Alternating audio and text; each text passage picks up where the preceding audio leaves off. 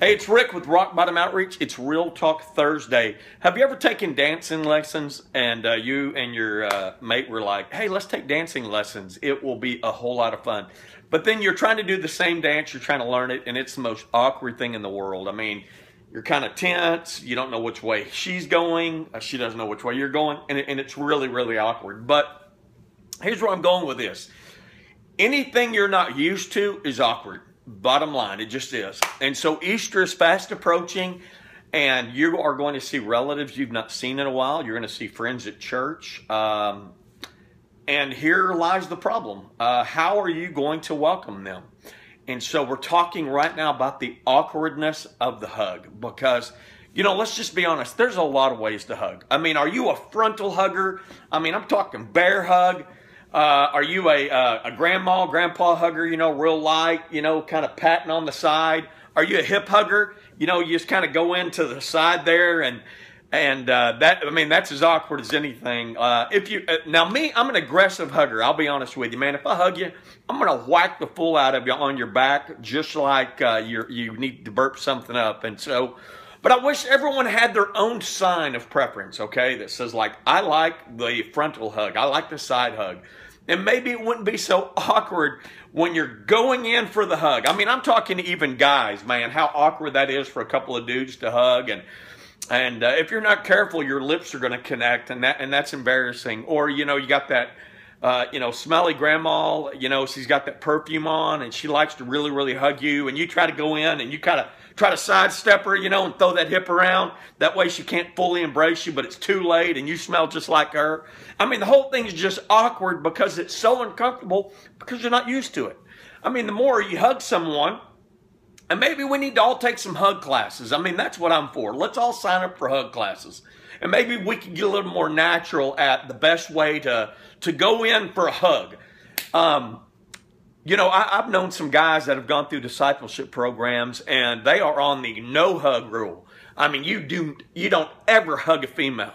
You shake her hand, you little knuckle tap, you give her a high five, but you can't hug her. But here's the hard part. A female, she comes in to hug you, and you don't want to hug her. And so, I mean, that's even worse because you're like, whoa, you know, you like throw that hand up, just, you know, and so that kind of hurts your feelings. And so, but the more you do it, maybe the more comfortable it becomes. But here's where I'm going with this. I'm not just talking about the hug, man. I'm talking the word love. I've heard so many times regrets of parents, friends, is they never got to finally say, I love you. And the question is, did I even ever tell them I love them? Let me tell you something, man. I take every opportunity to tell my kids I love them. I want them to know without a doubt that I love them. And I also plan on showing it. But I know watching videos, documentaries of father wounds and stuff, and they say, what do you wish your father would have done more of? And how many times they say, man, I wish he would have said he loved me. Or I wish I knew he loved me. You know, how many times do we get angry at each other? And the Bible's clear on don't go to bed angry. Because what if tomorrow never comes? I mean, what if that's the last time you ever see someone? And you never said, man, hey, I love you. I know with the Rock Bottom family, man, we take every opportunity to say, I love you. And you know what? It's natural to us now.